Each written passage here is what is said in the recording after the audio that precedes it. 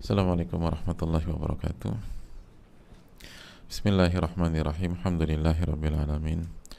Wa bihi nasta'in ala umuri dunya wa din, wa salatu wassalamu ala ashrafi anbiya al-mursalin wa ala alihi wa sahbihi wa man sara ala nahjihi bi ihsanin ila yaumidin, wa ba'd.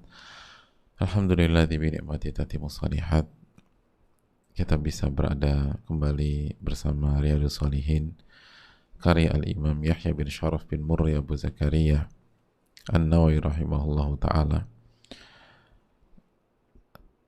Kitab yang sangat diterima oleh berbagai macam lapisan dan terbukti dengan taufik Allah Subhanahu wa ta'ala memberikan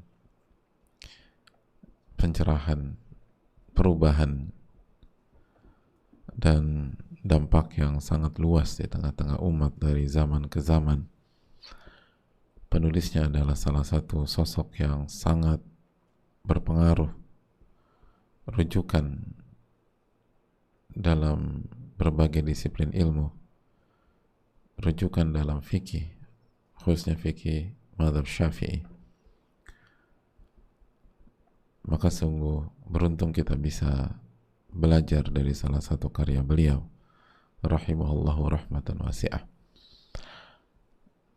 Sebagaimana salawat dan salam semoga senantiasa tercurahkan kepada junjungan kita, Rasul kita, Nabi kita Muhammadin alaihi salatu wassalam, beserta para keluarga, para sahabat dan orang-orang yang istiqamah berjalan di bawah naungan sunnah beliau sampai hari kiamat kelak.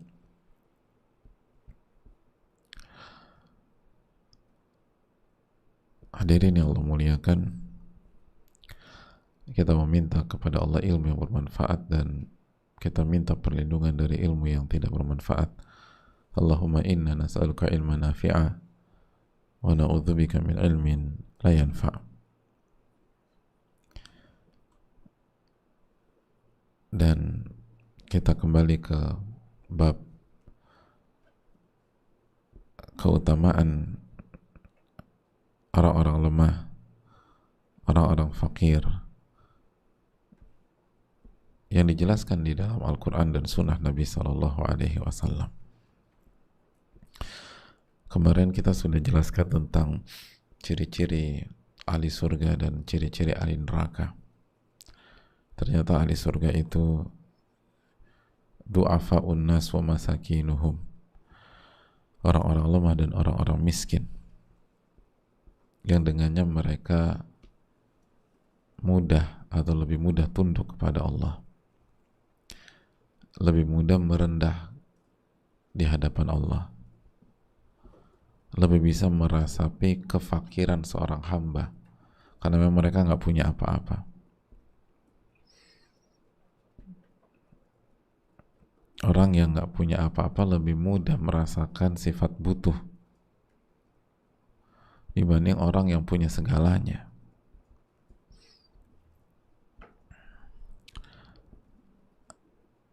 Dan mereka lah orang-orang yang dimasukkan ke surga.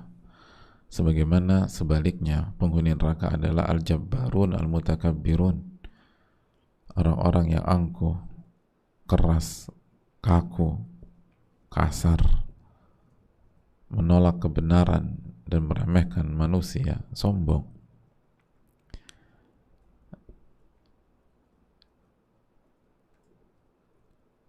Dan hadirin Allah muliakan, oleh karena itu kalau seseorang atau orang miskin dia menolak kebenaran dan dia meremehkan pihak lain, dia juga masuk ke mutakabbirun. Dan sebaliknya, jika ada orang kaya tapi dia merasa butuh sama Allah, merasa rendah, merasa kerdil, merasa miskin di hadapan Allah, maka dia juga termasuk masakin, orang-orang miskin. Karena hakikat kemiskinan adalah kebutuhan kepada Rabbul Alamin.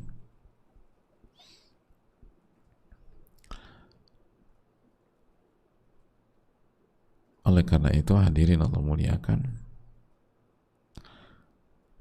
dan ini sebagaimana hadis Harithah bin Wahab Kalau di dalam hadits Harithah, kullu dha'ifin mutadha'af, setiap orang yang lemah dan diremehkan itu ahli surga. Di antara ciri ahli surga. Dan ahli neraka, kullu utulin jawwal mustakbir, orang-orang yang keras, kaku, ambisius, tamak, tapi pelit, dan lagi-lagi sombong, menolak kebenaran dan meremehkan manusia.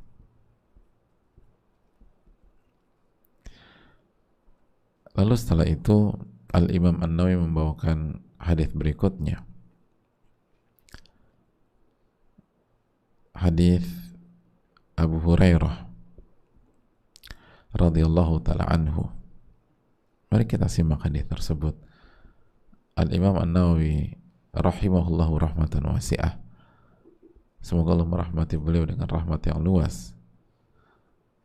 Semoga Allah merahmati keluarga beliau, orang tua beliau, guru-guru beliau. Semoga Allah merahmati ulama-ulama kita, dan semoga Allah merahmati seluruh kaum muslimin.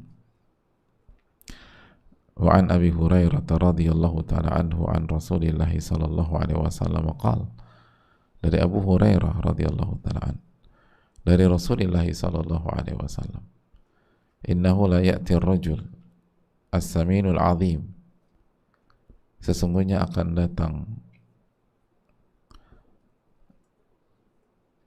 innahu la ya'ti, lam di sini lamu taukid, sesungguhnya pasti akan datang seseorang yang gemuk dan besar di hari kiamat, la yazinu indallahi janaha ba'udah, tapi tidak memiliki nilai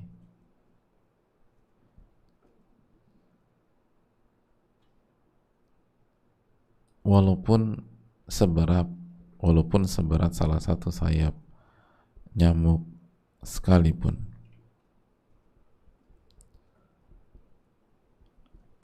Walaupun seberat sayap nyamuk sekalipun.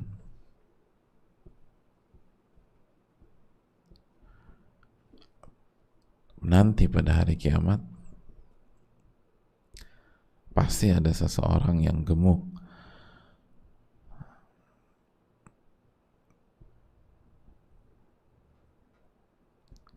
yang besar, namun ketika ditimbang nggak ada beratnya, walaupun seberat salah satu sayap nyamuk. Hadirin Allah muliakan, hadits ini dikeluarkan Imam Bukhari dan Muslim. Apa maksudnya?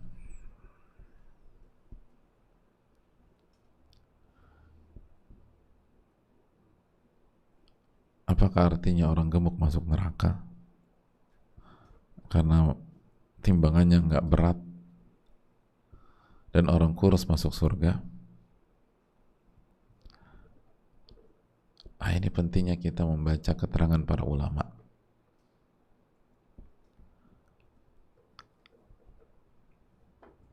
Ini pentingnya kita talaki, kata para ulama kita. Pentingnya belajar itu berguru sama orang yang berilmu.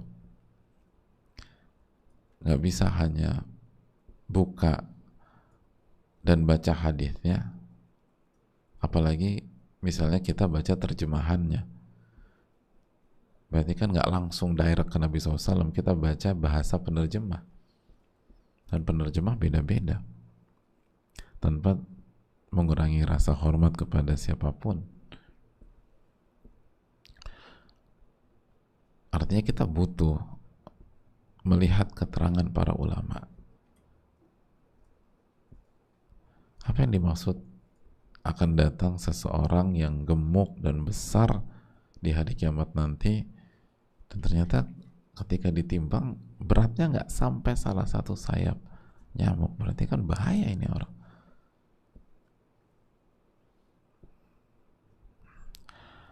Mari kita simak keterangan ulama kita. Kata sebagian para ulama yang tadi dijelaskan Syekh Muhammad bin Sulaiman rahimahullah dan lain-lain, wa dzalika li anna al-ghaliba anna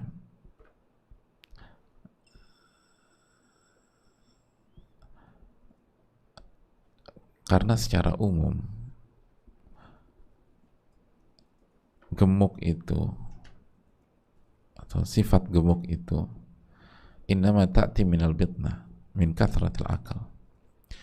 Sifat gemuk itu secara umum berasal dari banyak makan. Banyak makan.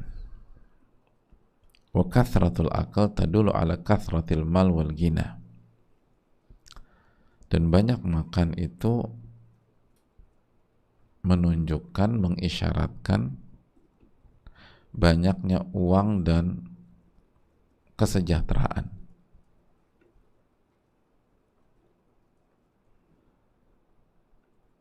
Karena kalau dia nggak punya uang, dia nggak punya harta, gimana dia beli makanan? Oke, dia nggak punya uang, tapi dia punya sawah, dia punya ladang, dia punya kebun. Itu aset juga, kalau dijual mahal. Jadi oke, dia nggak punya uang cash, dia nggak punya ini, tapi dia punya kebunnya 5 hektar. Lalu ladangnya juga banyak. Sawahnya, nggak usah beli, makan dari situ aja. Itu kan uang juga semuanya tuh. Itu aset. Itu kalau dijual mahal, cuman dia nggak mau jual aja. Itu kekayaan, itu tharwah. Jadi banyaknya makan menunjukkan kemampuan seseorang dalam membeli atau memiliki makanan-makanan. Kalau nggak bisa, kalau seseorang hanya punya uang untuk makan misalnya 3.000, terus datang ke tukang nasi, saya cuma punya 3.000, ini dapat apa? Oke deh, sebenarnya satu porsi ini 10.000. Nah karena cuma punya 3.000, sepertiga aja ya, akhirnya dikasih sepertiga porsi. Nah kalau satu porsi 9 suapan, sepertiga berapa suap? 3 suap aja. Dan biasanya kalau cuma punya itu kan kerjanya mengandalkan fisik, jadi udah makan 3 suap, terus cari uangnya, cari makannya mengandalkan fisik misalnya, kerja lapangan. Ya kapan gemuknya, hadirin? Ini secara umum,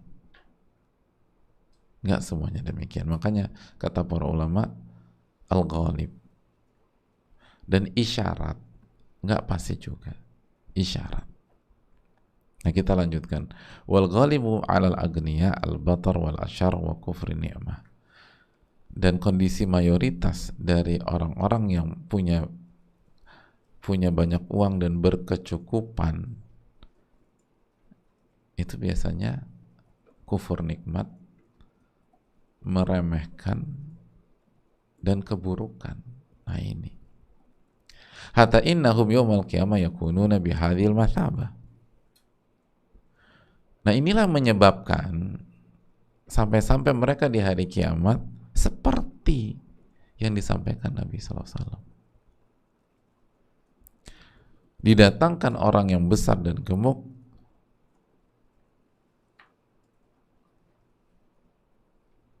tapi ketika ditimbang tidak lebih berat daripada salah satu sayap nyamuk.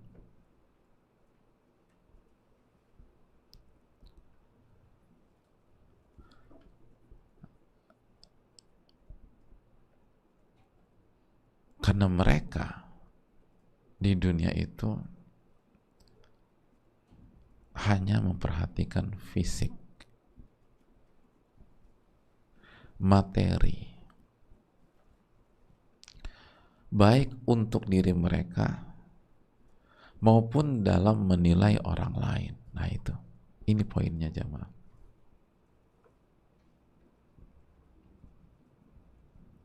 Ini poinnya. Jadi itu urutannya. Jadi bukan gemuknya. Karena sebagian ulama Orang-orang soleh pun gemuk. Di antara yang terkenal siapa? Ulama yang gemuk. Iya, yakin. Muhammad bin Hasan Syaibani. Itu dikatain Imam Syafi'i sendiri. Gurunya Imam Syafi'i atau beliau Muhammad bin Hasan Syaibani. Itu artinya nama besar hadir.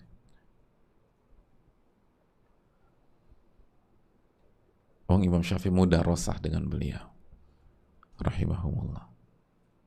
Jadi makanya jangan salah paham nih. Maksud hati mau nembak teman kita kemana-mana akhirnya. Sampai nama-nama besar di dunia ilmu dalam kesolehan pun nanti kena, nanti bisa jadi. Bukan itu poinnya. Poinnya adalah kenapa Nabi bilang demikian sallallahu alaihi wasallam? Karena mayoritas itu kalau gemuk banyak makan. Banyak makan itu isyarat tentang banyak uang dan kemakmuran, kecukupan. Ya nggak sih? Makanya kan daerah, ya kita negeri-negeri yang paceklik, miskin segala macam, kan isunya apa? Obesitas, bukan kan? Busung lapar, kekurangan ini. Kalau kita lihat fotonya tinggal tulang-tulang belulang aja. Itu poinnya. Nah, mayoritas yang seperti itu, lagi semua pakai mayoritas. Mayoritas yang seperti itu arahnya itu ke meremehkan orang, berbuat buruk dan kufur nikmat. Kenapa demikian? Tadi karena mereka fokus ke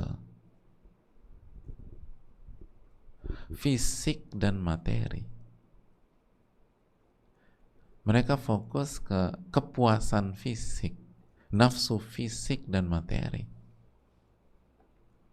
Baik untuk dirinya sendiri dengan maupun kepada orang lain. Itu yang dipermasalahkan. Dan akhirnya karena mereka sombong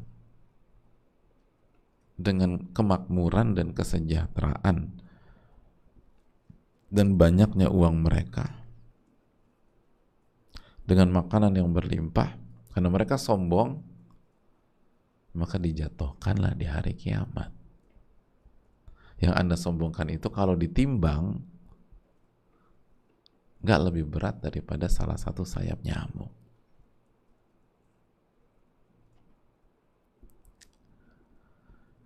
Makanya sebagian ulama mengatakan juga hadis ini dalil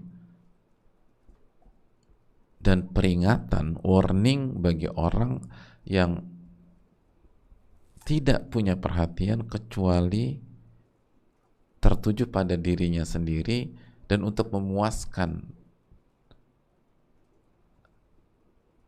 fisiknya dan memuaskan nafsunya, nafsu makan.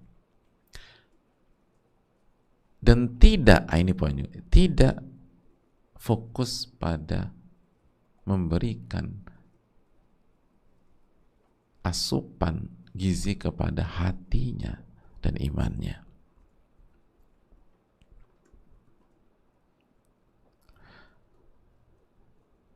Jadi dia besarkan atau dia kuatkan nafsunya, dan di waktu yang sama dia acuhkan hatinya sehingga hatinya itu lemah.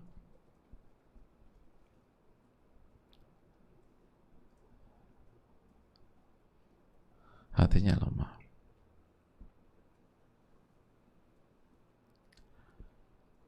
Itu poin. Jadi dia hanya fokus ke fisik dan lupa fokus ke hati, lupa fokus ke iman, lupa fokus ke tauhid. Yang dikasih supel itu hanya fisiknya. Akhirnya secara fisik dia seperti itu dan lupa dengan memberikan suplai kepada hati, jiwa, dan ruhnya.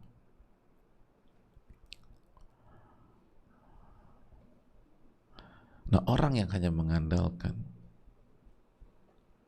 nafsu makannya tanpa, sekali lagi, ini satu paket, tanpa fokus pada jiwa, hati, dan ruhnya, itulah yang ketika ditimbang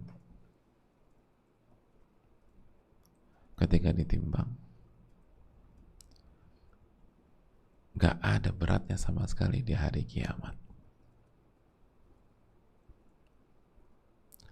Karena salah satu fokus timbangan hari kiamat kalori bukan, tapi amal soleh.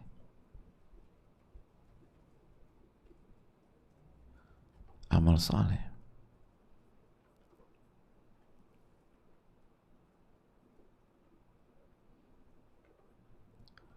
Itu fokus. Makanya Allah berfirman dalam surat Al-Anbiya ayat 47, wa nadha'ul mawazinil qista liyaumil qiyamah, dan kami akan meletakkan dan memasang timbangan yang adil di hari kiamat. Qista, adil, tepat. Fala tudlamu nafsun syai'a, dan tidak ada satupun jiwa yang dizolimi, nggak ada. Wa in kana mithqala habbatin min khardalin ataina biha wa kafa bina hasibin. Dan jika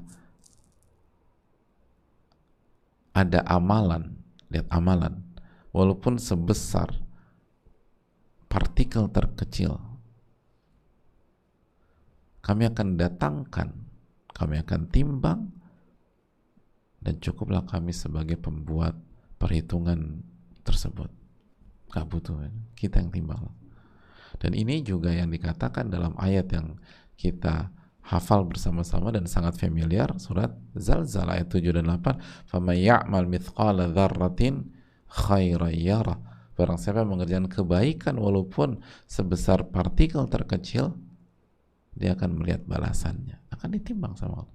وَمَنْ يَعْمَلْ مِثْقَالَ ذَرَّةٍ شَرًّا يَرَهُ. Dan barang siapa yang mengerjakan keburukan walaupun sangat kecil, dia akan melihat balasannya juga. Nah, orang yang hidupnya di dunia hanya untuk memuaskan nafsunya, nafsu diri tubuhnya, nafsu fisiknya, dan lupa beramal, lupa menata hati, lupa membersihkan jiwa, karena amal sangat ditentukan oleh hati seseorang. Masih ingat hadis Nabi kita SAW, idza saduhat saduhal jasadu kullu, kalau hati baik maka semua anggota badan akan baik. Wa idza fasadat fasadal jasadu kullu, kalau hati itu buruk maka semua anggota badan akan buruk. Itu poinnya, hadirin.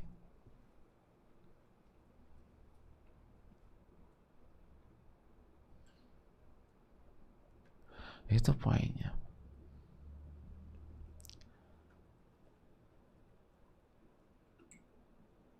Adapun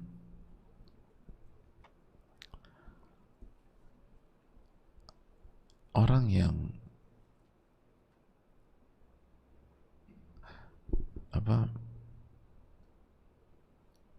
suka makan tapi nggak berlebihan dan tetap menjaga kebersihan hati, jiwa,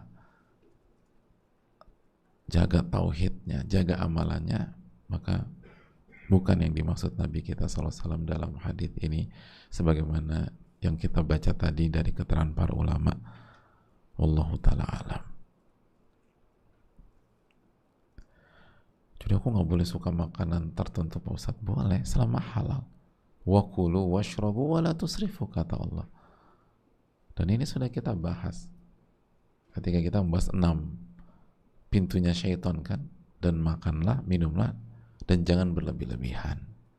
Dan semua sepakat, semua yang berlebih-lebihan itu nggak ada yang bagus. Itu aja poinnya.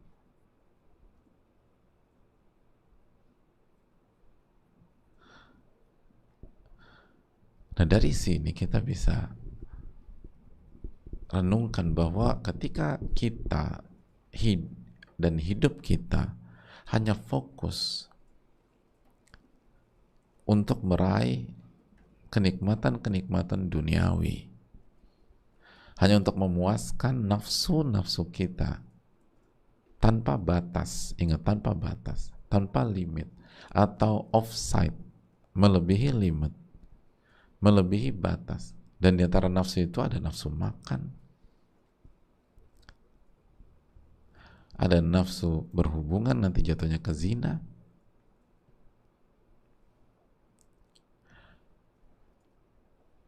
Lalu hidup seseorang dari awal sampai akhir hanya digunakan untuk memperjuangkan itu, memperebutkan itu, maka sejatinya mereka memperebutkan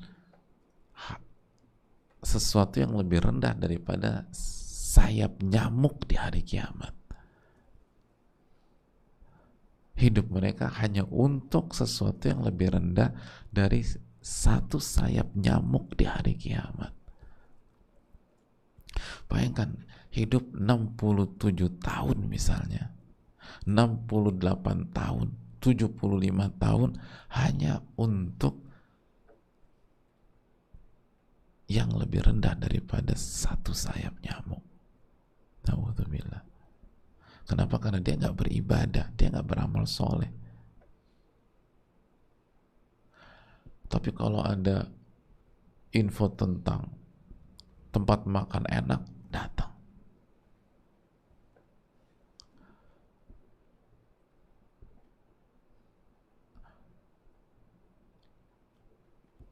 Lalu kalau ada jalan menuju zina, dijalani saat jalan itu. Pokoknya hidupnya hanya untuk nafsu, hanya untuk nafsu. Terus ngeremehin orang, kufur nikmat,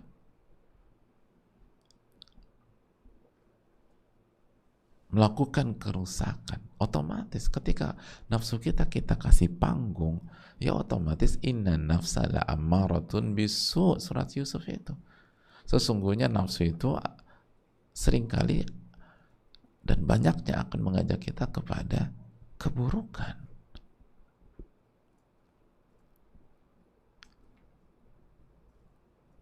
Gimana sih? Ya, jangan salahkan siapa-siapa, mas. Selama bertahun-tahun mas ini memberikan makan ke hawa nafsu mas, diturutin terus. Ya sekarang ketika nafsu kita dapat panggung di diri kita, menjadi dominan, jadi kuat karena disuplai terus, ya lalu kita curhat, kita merasa sesak, kita merasa keletihan, ya itu yang kita tanam selama ini. Tapi kalau kita tahan hawa nafsu kita, lalu kita kedepankan iman kita, kedepankan kebersihan jiwa kita, kedepankan tauhid kita, kedepankan mengikuti Rasulullah SAW, otomatis nafsu nggak dapat panggung, kecuali sesuai porsinya yang kita butuhkan. Dan ini puasa kan begitu, hadirin. Dalam ibadah puasa, Allah Subhanahu wa taala dan Rasulnya SAW tidak menghilangkan sama sekali. Buktinya Allah mengatakan dalam surat Al-Baqarah 187, wa kulu washrabu hatta yatabayyana lakumul khaytul abyadu minal khaytil aswadi minal fajar.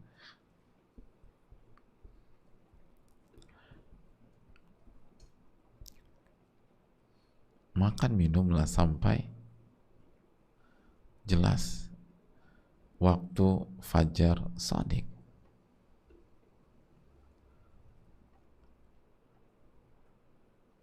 Kan disuruh makan dan minumlah.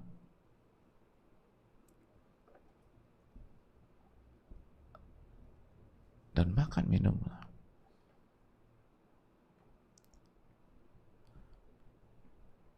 Bukan bukan disuruh puasa 7x24 jam, tidak.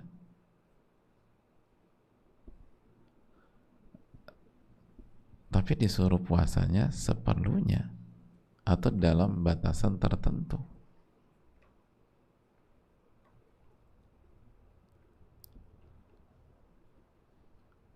Allah wakulu washrabu, silakan dan silakan makan minum, tapi sampai terbit fajar sodik gitu.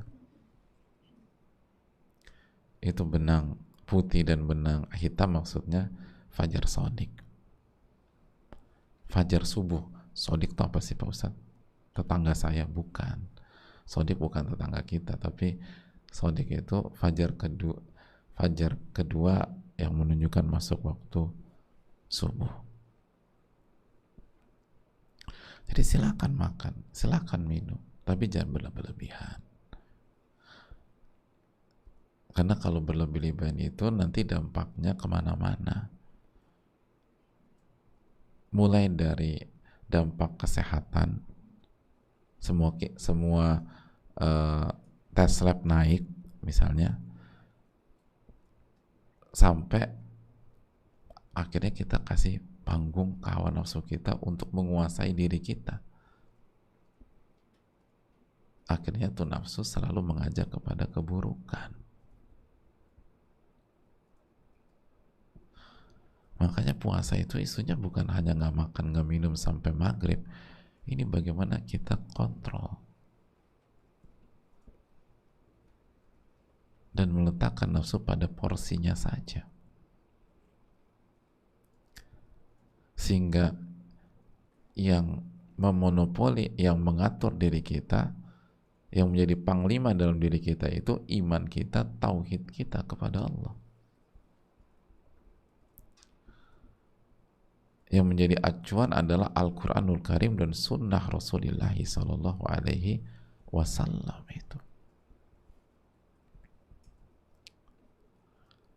itu kira-kira ininya. Sehingga dengan iman dan amal soleh yang menjadi panglima, maka otomatis amal solehnya banyak, semangat beribadah, semangat beramal, dan beramalnya yang ikhlas, mengikuti tuntunan Nabi SAW. Otomatis nanti ketika di hari kiamat amalnya banyak apa enggak? Banyak. Amal yang terimanya banyak. Ketika ditimbang berat udah. Ketika ditimbang itu berat. Beda dengan hadits ini. Ketika ditimbang nggak ada beratnya, karena aja mengandalkan kenikmatan fisik. Tanpa iman dan amal soleh, itu poinnya.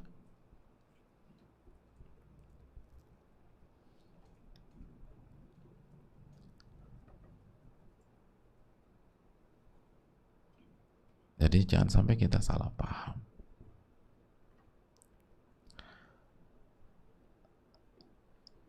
Lalu menganggap atau meremehkan atau buruk sangka sama saudara kita yang berbadan besar misalnya, gak ke arah sana. Gak ke arah sana.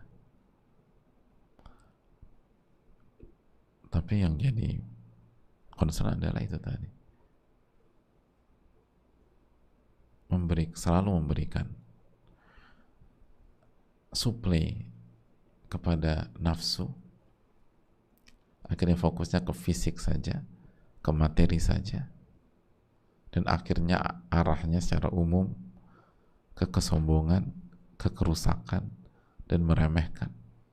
Dan ketika ditimbang ternyata ringan, dibalikan sama Allah. Jadi poinnya gini loh, oleh yang selama ini kalian anggap penting, yang kalian beratkan itu, yang kalian anggap besar itu, ternyata betul-betul ringan dan kerdil di sisi Allah. Itu poinnya. Lihat kan, sama sayap nyamuk aja kalah. Itulah semua umur kalian habiskan untuk itu tuh, gak ada artinya. Ini kan yang membuat kalian lupa sholat. Ini yang membuat kalian nggak puasa kan ini. Ini kalau nggak puasa kenapa? Karena pengen makan, pengen minum kan. Padahal Allah sudah panggil orang-orang beriman, diwajibkan ataskan puasa. Jadi karena lebih berat kan makan dan minum di bulan Ramadan di siang hari dibanding puasa. Ini kan yang kalian beratkan, benar-benar nggak ada artinya itu. Yang kalian nomor satukan, prioritaskan daripada perintah Allah, nggak ada artinya. Itu.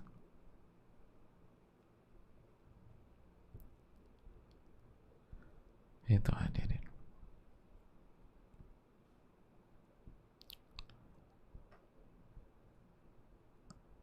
Allah Ta'ala alam bisawab.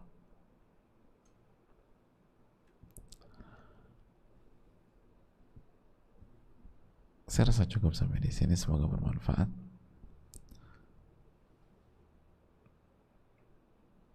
Dan semoga Allah memberikan taufik kepada kita menerima amal ibadah kita. Dan semoga kita bukan masuk ke golongan ahlul ahwa atau pengikut hawa nafsu.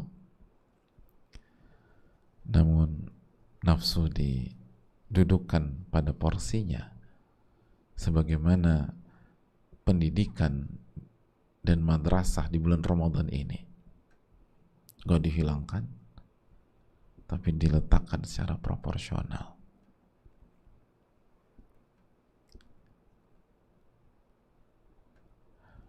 Dan semoga Allah terima amal ibadah kita. Subhanakallahumma wa bihamdika, la ilaha illa anta, astaghfiruka wa atubu ilaik. Assalamualaikum warahmatullahi wabarakatuh.